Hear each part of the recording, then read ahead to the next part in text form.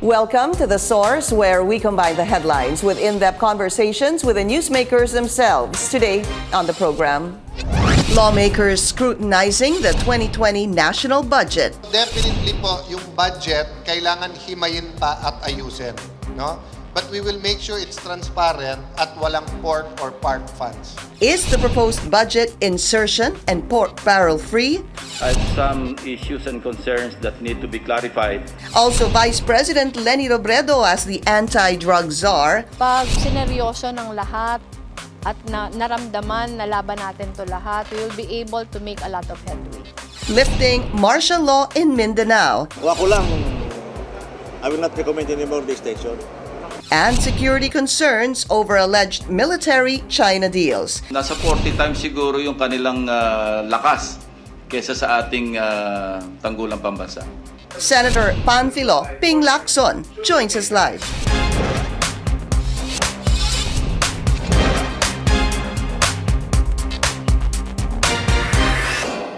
Thank you for joining us. I'm Pinky Webb. The debate on the 2020 national budget continues with some senators raising concerns on the proposed budget. But how can lawmakers ensure that next year's budget is free from pork or insertions? Also, Vice President Leni Robredo taking on the challenge as the country's anti-drug czar, but Malacanang clarifies that she is not a cabinet member and warns that she could easily be fired if she reveals state secrets to foreign entities. Let's go straight to the source of this story. We have Senator Panfilo Ping Lacson. Senator, good to see you again. Thank you. Good morning. Good to see you again. I know you're so busy with the budget, huh? We are so busy. Thanks for the time, sir. Let me start first with VP Leni Robredo. I know that you spoke to her as well, but 2 weeks into the job, almost 2 weeks since she took on the post. How's she doing so far? Well, I think she's saying all the right things and doing all the right things because the first thing that she did was to meet with the members of Icacd, and there are 20 agencies under the Icacd. Yeah. What about your thoughts on her meeting with the United Nations Office on Drugs and Crime and U.S. officials with the FBI and the Drug Enforcement Agency? When she consulted me before she met with Icacd, I suggested to her that i-maximize yung network, no, with foreign counterparts. I mentioned to her USDA, even Hong Kong Narcotics Bureau, based on our own experience. Ano? But now, medyo magulo sa Hong Kong. Of course, Taiwan, Thailand, Australia, because she would need all the information that she could have. Absolutely. Yeah. But does she also need all the information that the Icacd has, sir? I think so, yes, because she's involved in policy making, policy formulation, so she would be needing all the basic information to formulate policies and to give direction. Does she need to have a copy of the list of high-value targets, sir? I think so, yes, because that's a basic information. Because kung hindi niya alam yung nando sa high-value target list, and then how could she proceed in the first place? But DJ Aaron Aquino is saying she doesn't need to have that. But on second thought, he said he's going to submit it to her in private. Okay. Which is the right thing to do because these are classified information. And I think the Vice President knows how to handle classified information. Kasi being the second highest official, I think she has the necessary security clearance to handle. No? And she knows the consequences in case she would share it to unauthorized persons, much less doon sa mga foreign counterparts or foreign governments. So why do you think there are some members of the Icacd who are uncomfortable with possibly sharing confidential information with the Vice President? It's a given because she belongs to the opposition and yung reservations, yung apprehension is valid. No? Oh, you think it's valid? Yeah, Okay. it's valid. Kaya nga mabuti rin, there's a reminder from the President himself na she could be fired. And I think that's a fair reminder. But of course, that should be qualified by the fact that the Vice President knows or should know how to handle classified information. Is it really, some already have said it's a very awkward situation. So, putting it out there, sir, yung wala ng bolahan, it's really an awkward situation. The situation itself is awkward from the very beginning because the Vice President belongs to the opposition. And precisely, she was not allowed to attend cabinet meetings before her appointment, when she was heading HUD-C, because the president and the members of the cabinet, some members of the cabinet, siguro yung mga security cluster, were uncomfortable with her joining cabinet meetings. So moving forward, Senator, what do you think, or where should she focus on as chair of the Icacd? As chair of the Icacd, she should focus on policies, direction, and consolidation of all the efforts. Kasi marami namang components law enforcement, justice, Correct. advocacy, rehabilitation, reintegration. Marami siyang pwedeng pagtunan ng pansin. But yung law enforcement is part of the clusters, di ba? Dapat ba makialam pa siya sa law enforcement, sir? Well, hindi sa makialam on the ground. Hindi makialam na mag-hands-on or sumama or yung tactical involvement, engagement. Hindi kailangan. But at least she should know kung ano yung general direction ng law enforcement. Meaning, ano ba yung focus? Would law enforcement continue focusing on the demand side? Because two-pronged demand sa supply. Now, ang kanyang thinking, and I agreed with her when we met, that focus should be more on the supply side. Because pag supply side, ito yung mga high-value targets. Ito yung mga suppliers. Ito yung mga big drug lords. Demand side, ito yung posibleng yung mga nakachinelas, naka-shorts, and small-time street pushers, and even users. Yeah. Sir, when of course you were chief of the PNP, sir, pag tinignan po ba nyo now the war on drugs of the president, and some are saying that they haven't really gotten big fish, high-value targets. Do you agree, sir? What is your assessment? Meron din, but not enough. Ang focus kasi masyado ng mga police, yung law enforcement, doon sa demand side. Kasi ito yung mga users, mga pushers. But meron din naman sila nakukuha na malalaking quantity in so many operations. But then, nasaan yung mga suspects? Mukhang doon nagkukulang because more often than not, nakaalis na yung suspect, nahuli lang yung shabu. But then they can always bring in precursors or even meth in large quantities. In fact, experience would tell us during our initial hearings doon sa Valenzuela, doon sa Malabon, di ba? Meron muna makakawala and then may mahuhuli. Yung sa Valenzuela, for example, meron na nakawala, napunta sa Manila, and napunta sa San Juan, and those are large quantities. Ang nakuha sa Valenzuela, kukunti na lang. So, you're saying that marami pong nahuhuli in large quantities, sir. Pero wala pa talagang masyadong nahuhuli na large, big-time suspects. Yeah, big time. Is that correct, sir? So, nakukuha, nahahanap din sa mga villages, nahahanap sa mga warehouse, pero hindi talaga nahahanap yung supply. And this is complicated by the so-called rogues in uniform, di ba? Yung mga ninja cops, because they would develop intelligence against big-time drug pushers or big-time drug suspects. But then, instead of really hailing them to court, so to speak, nagkakalagayan. As in the case doon sa Pampanga, hindi ba? Sa Mexico, Pampanga. So, just because you mentioned that, sir, did the former PNP chief, Oscar Albayalde, does he deserve being part of the complaint filed by the CIDG to the DOJ? And the DOJ has resolved the case or the complaint lodged against former Chief PNP Albayalde. And, I don't want to preempt the DOJ kung ano yung findings nila, kung may probable cause, or kung i-dismiss nila yung case against Albayalde. Pero kung kayo ang PNP chief at narinig niyo po na may ganitong klaseng story, I know you were in the hearing, sir, and there were a number of hearings on this na nag-evolve nga from one thing to another.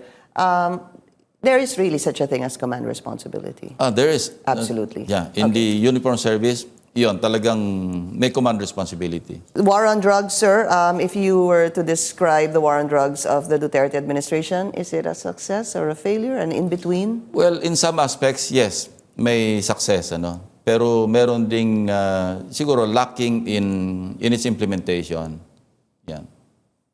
As to where? We cannot categorize, yung mga high Value na target, suspects. I see. Which, yun na nga, gusto din naman po ni Vice President tingnan. Gusto niya makita itong Mag-refocus, yeah. Listahan na to. In fact, sir, we also had General De Bolsinas here. Siya din po nagsabi na in as much as you want to get the pushers, medyo masyadong nauubos yung oras ng police dun sa mga maliliit and time to really find the source. But we have the PIDEA that should focus more on the big drug traffickers, ano. If you go back in time, yung panahon ni Al Capone, di ba, yung untouchables, di ba, they focused, yung nagbuo ng task force si J. Edgar Hoover, yung FBI, the very famous FBI director. Ang instruction niya, okay, you can get the small fries, pero para lang kumuha kayo ng information to reach to the top, no? Of course, iba yung situation sa United States because they have this plea bargaining. No, they can still file charges against the small-time criminals and then bargain with him for information, more information to reach the top. But the small-time criminal would still be punished, but with the lower offense. offense. Okay, so just to be clear on this, you have the Vice President, an anti-drug czar, you have DG Aquino co-chairing this. Do you see a conflict now between the two of them? Possibly a lack of trust. You had DG Aquino, I remember, sir, we had him sabi nga niya na he thinks she will fail. But sabi niya, we give them the full support. Do you honestly think, sir, that the members of the Icacd will give their full support to Vice President Leni Robredo? Well, I don't want to inject malice, ano? And on thinking objectively, I'd like to think that they would give her the full support, ano? But as But if reality sets in, sir, without as we imputing see it malice, now, ano? As we see it now, yung mga announcements, mukhang hindi doon ang direksyon. And as early as possible, I think the two of them, kasi si Director General Aerol lang naman yung medyo may differences with the Vice President. All the others, mukhang okay naman yung pakikitungo sa kanya. DDB Chair Cuy, and then of course Chief PNP or OIC Gamboa. May mga natural allies naman for the sake of the overall objective. Why would DG Aquino have some sort of conflict with her? He's the chair, so he's parang the one on top of everyone else, That sir. I really don't know. I cannot read his mind, ano? Kasi coming out sa media na projecting all these differences, all this, yung misunderstanding, parang hindi tama rin doon sa all-out war against drugs. Yeah, and what does that say to the kind of possible, sir, please help me understand it, kind of respect that should be given to the Vice President as Vice President and anti-drug czar? The situation itself is awkward because DG Aquino is the chair, no, of Icacd. Ang ranggo niya, USEC. Here comes the co-chairperson who is the Vice President. Ang unang announcement, cabinet member, so secretary. So how would the co-chairperson be secretary and the chairperson is USEC? So now it's being corrected by Malacanang. Sabi niya, no, I did not even sign her appointment as a cabinet member. So yun ang awkward. They really have to sort it out for the sake of the drug war, so to speak. But how does the Vice President sort it out? First, I remember they said that she was a cabinet rank. In fact, Secretary Panel said she should just go to the Yes. the meetings Yeah. on, I think, Tuesday night. Dapat magpunta lang siya doon. And then ngayon sinabi ni Presidente, hindi siya cabinet rank. What does she need to do? Let's go back just very quickly, sir. When the President appointed her, Secretary Panel called her, pinakita pa sa media. How should she proceed from here on then? Well, upon her appointment, the first thing that she should have done, kung mayroong opportunity, was to clarify yung parameters ng kanyang responsibilities, yung kanyang authority. Kasi importante, especially yung extent ng authority, yung scope. Kasi kung hindi mo alam yung scope ng authority mo, medyo hindi mo alam yung flexibility mo. Di ba? Napakahirap yung situation. Yeah. So, and she told me that, that during our meeting, sabi niya, first thing that I will do is to clarify and define the parameters of my position. By writing Malacanang. Well, napag-usapan din namin. Sabi ko, it's better to write down everything. Kasi mahirap yung verbal. Kasi kung official memo, mas malinaw yon. Correct. And that's what you were hoping she did. I didn't check anymore because hindi naman ako talaga advisor. Na-consult lang ako once. Right. And then we agreed to appoint point persons to deal with each other, to have lateral coordination. Just a last question on this before we go on a break. Was she right in accepting the job? Was it a good step? That was a judgment call and everybody was surprised. Pero I think so far, that was the right decision. Because knowing situation had she declined, maraming sasabihin sa kanya. Dahil, di ba, she was criticizing and then in-offer sa'yo yung challenge, ayaw mo Hindi mo naman pala. tinanggap. Yes. Okay. Ngayon So, for tinanggap now- niya, well, yung mga, of course, kung may malis, sabihin, was it a ruse that it was offered to her and now it appears to be parang some kind of a fire that they could not contain weren't anymore. They're ready trying to to. contain Yeah. or put off. They weren't ready to put out. Yeah. Okay, we'll be taking a short break. We're going to talk about the 2020 budget after the break. We'll be right back.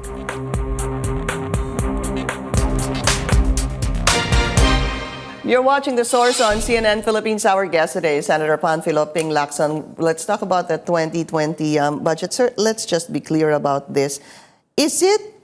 Are you saying it's pork-free or are you saying that it's not? As per the House version, yung tinatawag na General Appropriations Bill, na yung it came from, ang source nito, yung National Expenditure Program submitted by the President Yeah. after the SONA. So they transformed it into General Appropriations Bill 1. And then they deliberated on it in plenary do sa House. And then they came up with the General Appropriations Bill 2, which is the House version transmitted to the Senate. As it appears, walang pork, because as announced, 9.5 billion pesos in institutional amendments, talagang yun lang. We could not find anything that was manipulated from the National Expenditure Program to the version of the House transmitted to the Senate, 9.5 billion. Ang worrisome is, even after they approved the bill, the House bill, House version, on third and final reading, may announcement sila na they're still entertaining a submission of individual amendments to a small group committee. I don't know where that's coming from, but isa lang yung pwedeng reason. They would still hold on to these individual amendments. We don't know how much. And this would be inserted during the bicameral conference between two reconciled disagreeing provisions ng House version sa Senate version. Yun ang worrisome because yung bicameral conference, napaka-exclusive noon.